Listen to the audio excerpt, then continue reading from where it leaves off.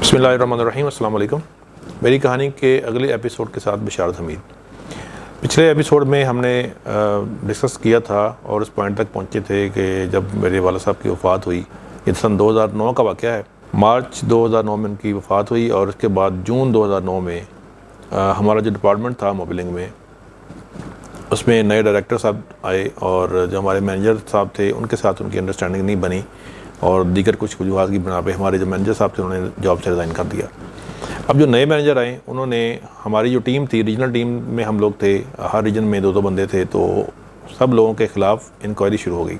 अब उस इंक्वायरी में ये हुआ कि कुछ लोगों को उन्होंने डिपार्टमेंट्स उनके तब्दील कर दिए और कुछ को टर्मिनेट कर दिया, कुछ से रिज़ाइन ले लिया गया।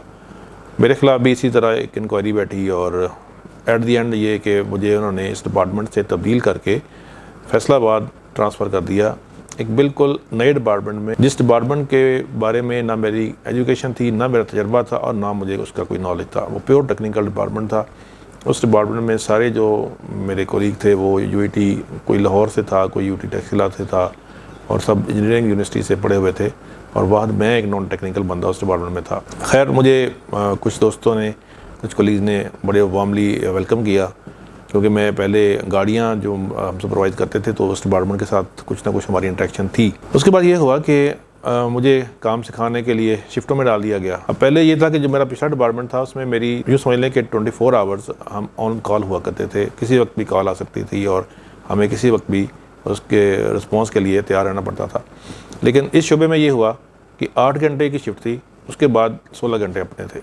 तो मैंने ये सोचा कि यार सैलरी भी उतनी है और काम का बर्डन भी कम हो गया है, तो मुझे तो से कोई इशू नहीं है। हालांकि जिस बंदे ने मुझे ट्रांसफ़र किया था और ज़बरदस्ती किया था, उसके ख्याल में ये था कि मैं इस डिपार्टमेंट में फ़िट नहीं हो पाऊँगा और मैं ख़ुद ही रिज़ाइन करके जॉब छोड़ दूँगा। लेकिन मैंने उसको पॉजिटिव लिया और उस काम को सीखना शुरू किया। मुझे एक इवनिंग और नाइट शिफ्ट, 2 शिफ्टों में रोटेट किया जाता रहा। जब मेरी पहली नाइट शिफ्ट लगी तो मेरे साथ एक हमारे कोलीग थे, वो ज़रा हमारे डिपार्टमेंट में थोड़ा ये कह लें कि रूड टाइप मशहूर थे। मतलब मैं भी थोड़ा उसमें नर्वस था कि पता नहीं अब रात की शिफ्ट में जो एक्टिविटीज़ आएंगी, जो काम आएगा, तो ये बंदा मेरे साथ क्या बिहेव करेगा। और शुरू में एक दो दफ़ा ये हुआ कि उन्होंने मुझे काम फॉरवर्ड किया कि आपने ये काम करना है। मैंने कहा ये मेरा शोबा नहीं था, लेकिन अब मैं इस काम को सीख रहा हूँ तो आप मुझे थोड़ा सा इसके बारे में बता दें कि किस तरह करना है। तो उनका जवाब ये था जी कि आप इस शोबे में हैं, आप सैलरी ले रहे हैं और ये आपने करना है, आपने खुद सीखना है। आप यहाँ सीखने नहीं आए, आप यहाँ जॉब करने आए हैं। तो इस बात को एक दफ़ा तो जो हमारा टिपिकल स्टाइल होता है हम पाकिस्तानियों का कि हम उसको मनफी रद्द-ए-अमल के तौर पे लेते हैं और एक दफ़ा तो मेरा भी ये कह लें कि मीटर घूम गया। लेकिन फिर मैंने सोचा कि यार मैं अगर यहाँ पे सर्वाइव करना चाहता हूँ तो मुझे ये काम सीखना पड़ेगा।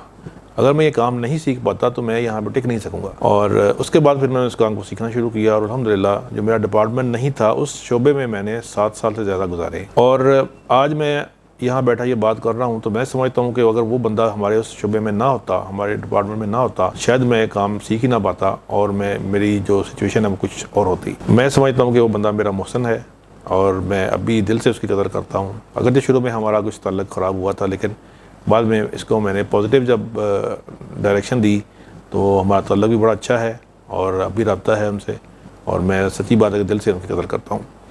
तो ये ज़िंदगी में आपको हर जगह पे मनफी रद्द-ए-अमल आएगा, लोग आपकी टांगें खींचेंगे, लेकिन अगर इसको पॉजिटिव तरीके से आप उसका रद्द-ए-अमल देंगे तो आप यकीन करें कि आप उससे बहुत कुछ सीखेंगे। तो ये हम पे डिपेंड करता है कि हमने किसी भी जो बात है जो हमारे साथ कोई काम होता है उसका हमने रद्द-ए-अमल किस तरीके से देना है। इसी दौरान हमारे डिपार्टमेंट के कोलीग थे सियालकोट में और वो सियालकोट वाली साइड हमारे फैसलाबाद के अंडर थी, तो वो जॉब छोड़ के आउट ऑफ कंट्री चले गए।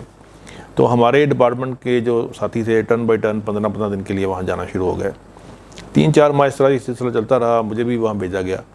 तो एक दिन मैं वहाँ बैठा हुआ था सियालकोट में, तो मुझे हमारे मैनेजर की कॉल आई, हमारी टीम की डाउन साइजिंग के लिए लिस्ट बन रही है, उसमें टॉप ऑफ द लिस्ट आपका नाम है क्योंकि आप नॉन टेक्निकल हैं और उस डिपार्टमेंट में फ़िट नहीं हैं। तो अगर हम आपको सियालकोट ट्रांसफ़र कर देते हैं तो आपको हम जस्टिफाई कर लेंगे। मैंने उनसे 2 दिन का टाइम लिया कि आप मुझे वक्त दें, मैं ज़रा सोचता हूँ, फिर आपको मैं रिप्लाई करता हूँ। तो उन 2 दिनों में मैंने जितने भी अपने हल्का अहबाब के लोगों से, अपनी फैमिली से, जिससे भी मशवरा किया कि मुझे क्या करना चाहिए, कि या सियालकोट ट्रांसफ़र करवा लेनी चाहिए या मैं उनको रिफ्यूज़ कर दूं और अगर लिस्ट में नाम आता है तो ज़ाहिर है फिर जॉब ख़त्म होगी।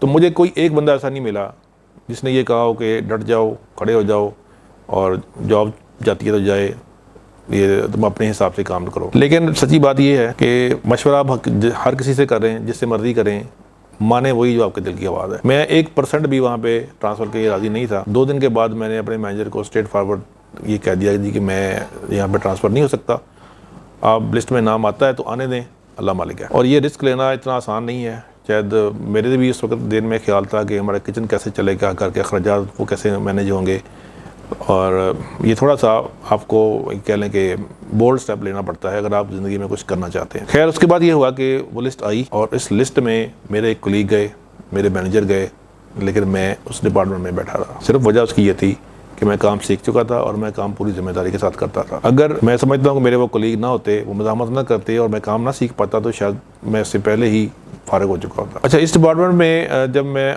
शिफ्टों में आया तो मेरे पास अब काफ़ी फालतू टाइम होता था। 16 घंटे अपने थे, उसमें सोना भी होता था और बाकी कोई कामकाज भी। तो मैंने सोचा कि यार मुझे पढ़ लेना चाहिए आगे। मैंने वर्चुअल यूनिवर्सिटी में एडमिशन लिया और मैंने MBA स्टार्ट कर दिया। ये सन 2010 की बात है। उस वक्त MBA 2 साल का था और शायद हमारा बैच ही आखिरी था जो 2 साल वाला MBA था। उसके बाद 3.5 साल का हो गया। तो मैंने मार्केटिंग सेलेक्ट किया, इसलिए सेलेक्ट किया था मार्केटिंग का शुबा कि ये ज़रा मेरे लिए मैनेज करना आसान था, उसको पढ़ना आसान था। और मैंने सारे के सारे पेपर, पूरे लेक्चर्स लेके, पूरी चीज़ें समझ के अटैम्प्ट किए। मेरा जो GPA बना वो 3.52 था और ये मैंने सारा पढ़ के किया था। मेरा मकसद ये था MBA करने का क्योंकि मैंने बिज़नेस में आना है। मेरा प्लान ऑलरेडी ये था कि मैंने बिज़नेस करना है, मैंने जॉब नहीं करनी, कंटिन्यू इसको नहीं रखना। तो बिज़नेस में आना है तो मुझे इसकी जो थ्योरी है, कम से कम मुझे उसके बारे में कुछ नो हाउ होनी चाहिए। और मैं समझता हूँ कि मुझे इस MBA ने बहुत ज़्यादा फ़ायदा दिया। तो इस एपिसोड में हम यहीं पे इख्तिताम करते हैं। अगले एपिसोड में दोबारा आपकी खिदमत में हाज़िर होंगे। बहुत शुक्रिया।